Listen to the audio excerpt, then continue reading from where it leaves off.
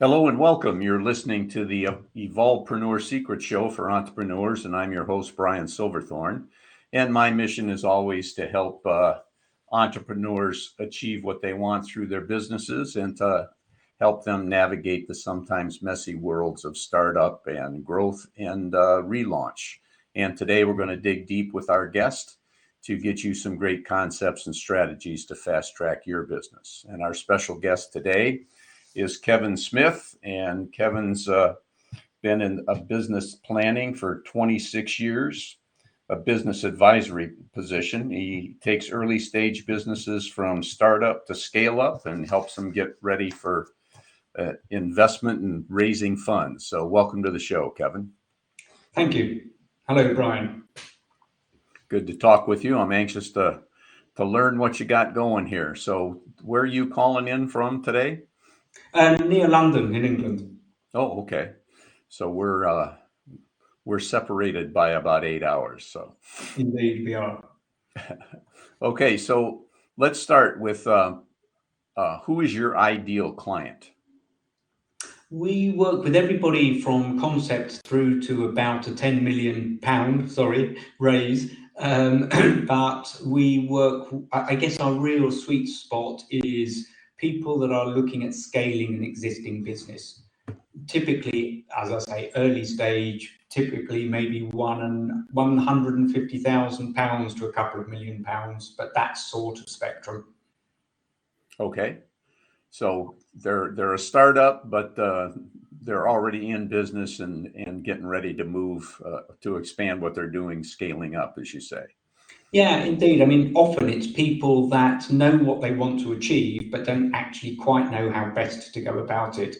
They're fantastic, let's say a full stack developer or whatever their business speciality is, but they're just not so hot on the commercial aspects or the financial aspects or those other bits and pieces that businesses need. Okay. Well, you may have already partially answered this next question, but I'm going to ask anyway. So what's the main problem that you solve? I guess it's strategy partly, but it is definitely looking at the commercial aspect and how to help them to achieve their goals, as I said.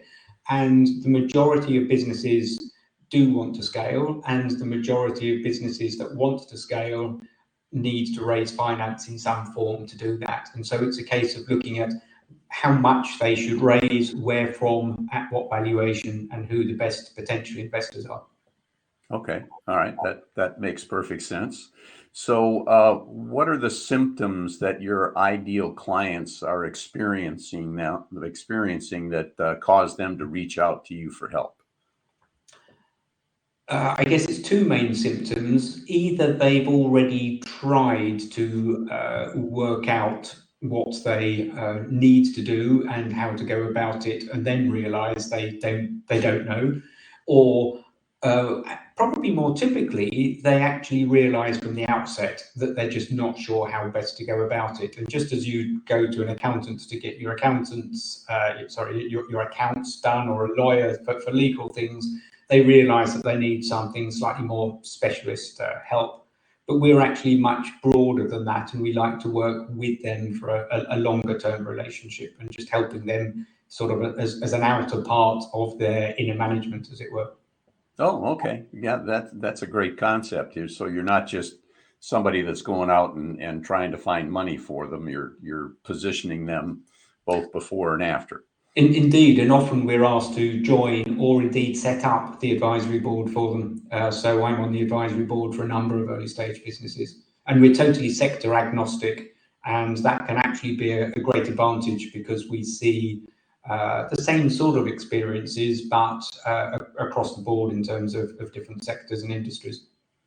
Excellent. I like that concept. Okay, we're doing good. We got about 6 minutes to go. So, what are the most common mistakes that your clients are making, those mistakes that you discover when you start working with them?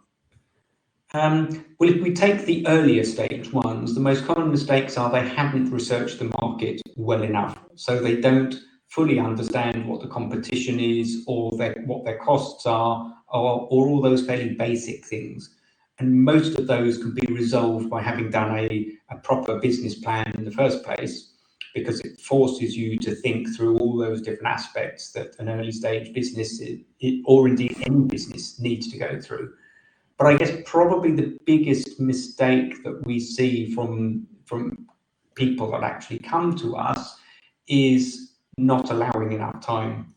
And by that, I mean a business should have a minimum runway, financial runway of at least 6 months, because it will take typically 6 months or so to raise finance. And so often we get businesses come to us with 3 months before they're going to run out of money and say, we need to raise finance, can you help us?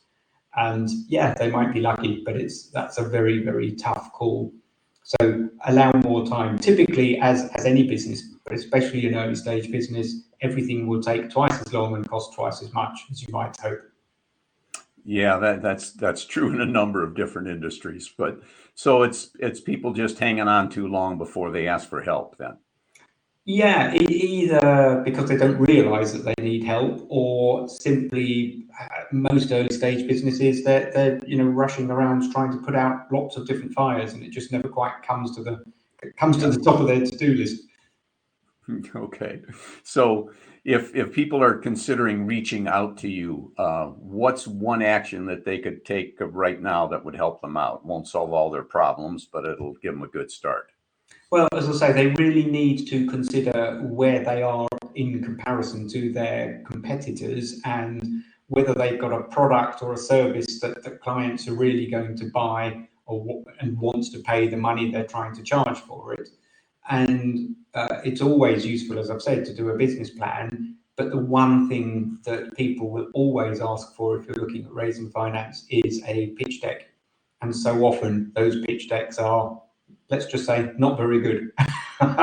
Yeah, I've seen a number of those over the years. I understand what you're talking about there. So just getting a pitch deck together would be a good place to start. A Yeah, good again, pitch deck.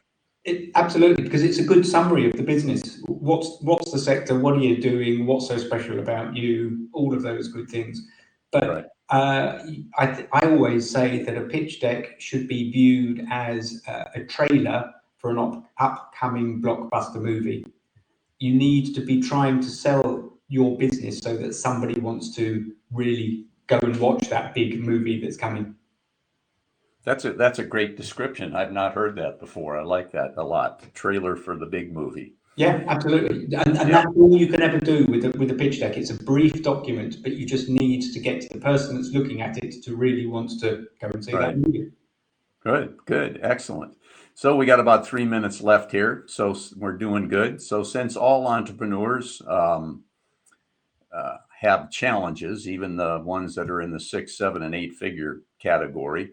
So what's your biggest challenge? I know you've been at this for a while, but what's the biggest challenge that you have? Well, we only take on businesses that we believe in the actual founders, the entrepreneurs themselves, and we can see not just how we can add value to them, but how we can interact with them as people, as personalities, and then making sure that it's a, as I say, a long-term relationship.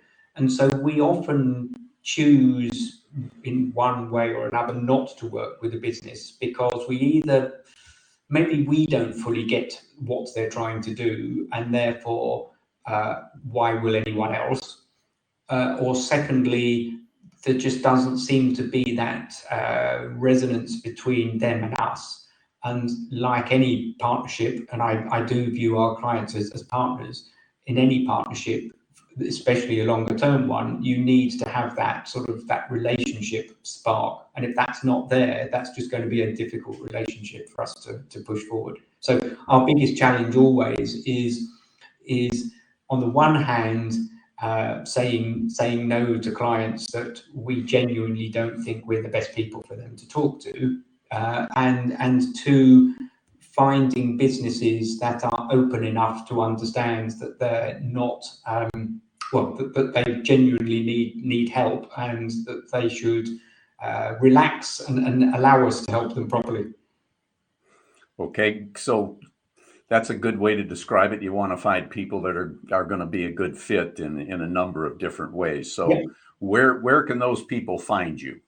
How can they So reach out? yeah, so the company website is boomandpartners.co.uk. I personally am on LinkedIn at Kevin-R-Smith-MSC to try and differentiate me from a few other Smiths out there. We're really quite active on the socials of LinkedIn and Instagram and all those other good things. So hopefully come across us in one of those forms. Okay, so people have plenty of options to find you. So we got a little less than a minute left, and I got one question left. So what's one question that I should have asked? That's a really tough one with about 30 seconds left to answer. I guess why do most businesses fail is probably the missing question, and the missing answer to that would have been that most businesses fail because they precisely fail to do that research and don't adapt and pivot in times of need. Okay, I think that's a great advice and a good way to finish up. So that's a wrap on another episode of the Evolvepreneur Secrets Show for entrepreneurs. And before you go, please give us a 5-star review if you like the show, and share it with a couple of friends so we can spread the word. And if you want to make sure you don't miss out on any future podcasts, you can go to evolvepreneursecrets.show. And if you're an entrepreneur and you're just getting started, let's make your next great idea start today. Thanks.